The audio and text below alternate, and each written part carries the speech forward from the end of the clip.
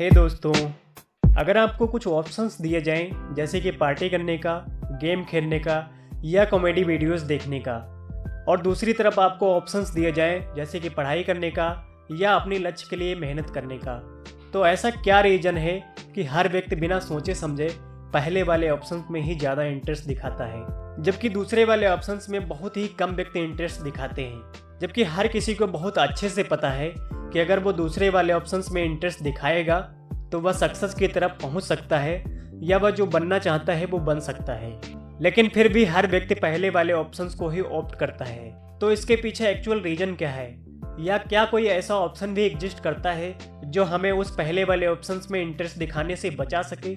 इन सभी चीज़ों के पीछे एक्चुअल रीजन जो है वो है डोपामिन। हमारे दिमाग के अंदर बहुत प्रकार के न्यूरोट्रांसमीटर्स होते हैं, जिनमें से एक है डोपामिन। दोस्तों, जब भी हम कोई एक्टिविटी करते हैं तो हमारे दिमाग के अंदर डोपामिन रिलीज होता है। कुछ एक्टिविटीज में डोपामिन ज़्यादा रिलीज होता है और कुछ एक्टिविटीज में डोपामिन कम रिलीज होता है। जिन चीज़ों के रिजल्ट्स ज़्यादा अनसर्टेन होते हैं उनमें डोपामिन ज़्यादा रिलीज होता है, जैसे कि गैम्बलिंग, सोशल मीडिया के नोटिफिकेशंस या पार्टी करना, गिफ्ट पाना। वहीं जिन चीज़ों के रिजल्ट्स कम अनसर्टेन होते हैं उनमें डोपामिन कम रिलीज होता है, जैसे कि हार्डवर्क करना या ऐसा काम करना जो आपको पसंद ना हो। पॉल फिलिप्स ने यूनिवर्सिटी ऑफ नॉर्थ कैरोलिना में चूहों के ऊपर एक एक्सपेरिमेंट किया, जिसमें उन्होंने एक इलेक्ट्रोड को चूहे के दिमाग से लगाया और उस इलेक्ट्रोड को जोड़ दिया एक लीवर से। अब चूहे जब जब उस लीवर को दबाते थे तब तब उनके दिमाग में डोपामिन रिलीज होता था। तो उन्होंने ये देखा कि चूहे दिन भर अपना खाना पीना छोड़कर उस इलेक्ट्रोड को दबाते रहे, और जब उस इलेक्ट्रोड को चूहों के दिमाग से हटा दिया गया तो सबसे पहले उन चूहों ने लीवर दबाना बंद किया। उसके बाद सभी चूहों ने खाना पीना, चलना फिरना, उठना बैठना छोड़ दिया, यानी उनका किसी भी और काम में मन ही नहीं लग रहा था। सेम यही चीज होती है हमारे साथ। जब हम किसी ऐसी एक्टिविटी को करते हैं जिसमें डोपामिन ज़्यादा रिलीज होता है, तो उस समय ऐसी एक्टिविटीज जिनमें डोपामिन कम रिलीज होता है उनको हम इग्नोर कर देते हैं, चाहे वो हमारे लिए कितनी भी इम्पोर्टेंट क्यों ना हो। और हर किसी के लिए हाई डोपामिन एक्टिविटीज अलग अलग होती हैं, लेकिन गेमिंग, पार्टी करना, सोशल मीडिया, कॉमेडी वीडियोज या जिन एक्टिविटीज के रिजल्ट्स अननोन होते हैं जैसे गेम्बलिंग और सोशल मीडिया के नोटिफिकेशंस, ये सभी कॉमन हैं और इन्हीं में ज़्यादा डोपामिन रिलीज होता है। एक वैज्ञानिक के लिए हाई डोपामिन एक्टिविटीज हो सकती हैं पूरे दिन पढ़ाई करना, रिसर्च करना, एनालिसिस करना। वहीं एक बिगड़े हुए व्यक्ति के लिए हाई डोपामिन एक्टिविटीज हो सकती हैं ड्रिंक करना, गैम्बलिंग करना।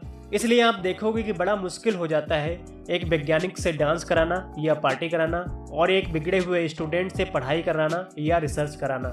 हम अपने पूरे दिन में बहुत प्रकार के डिसीजंस लेते हैं और डोपामिन उन डिसीजंस को इन्फ्लुएंस करता है। पूरे दिन हम हाई डोपामिन एक्टिविटीज और लो डोपामिन एक्टिविटीज में स्विच करते रहते हैं, और एक बार हम हाई डोपामिन एक्टिविटीज कर लेते हैं तो लो डोपामिन एक्टिविटीज हमारे लिए बहुत ही ज़्यादा बोरिंग हो जाती हैं, और जब तक हमारे पास कोई मजबूरी ना हो तब तक हम वो लो डोपामिन एक्टिविटी नहीं करते हैं। जैसे कि आपने एग्जाम्स के टाइम देखा ही होगा कि बच्चे को टीवी देखना, खेलना कूदना ये सब मना किया जाता है, क्योंकि अगर आप कुछ देर तक टीवी देख रहे हैं या गेम खेल रहे हैं या पार्टी कर रहे हैं जो कि हाई डोपामिन एक्टिविटी है, उसके तुरंत बाद एग्जाम्स के लिए पढ़ाई करने के लिए जाएंगे तो पढ़ाई पर आपका कंसंट्रेशन बिल्कुल नहीं हो पाएगा, क्योंकि आप हाई डोपामिन एक्टिविटी से लो डोपामिन एक्टिविटी में स्विच कर रहे होते हैं। आजकल बड़े बड़े ब्रांड्स की हमेशा ऐसे प्रोडक्ट्स बनाने की कोशिश रहती है जिनसे ज़्यादा डोपामिन रिलीज होता है, जिससे लोग उनके प्रोडक्ट के एडिक्टिव या हैबिचुअल हो जाएं। एक एक्सपेरिमेंट और किया गया जिसमें चूहे को उसकी मनपसंद चीज़ दी गई और रिकॉर्ड किया गया तो उसका डोपामिन बढ़ा हुआ था। थोड़े टाइम बाद सेम चीज उसे सेम टाइम पर 2 हफ्ते तक दी गई तो उसका डोपामिन गिरा हुआ था। इससे यह पता चलता है कि डोपामिन भी लेस रिएक्टिव हो जाता है नॉन चीज़ों के साथ। अगर आप अभी 1 पैक शराब पी रहे हैं तो थोड़े टाइम बाद आपको 2 पैक शराब पीने की ज़रूरत पड़ेगी।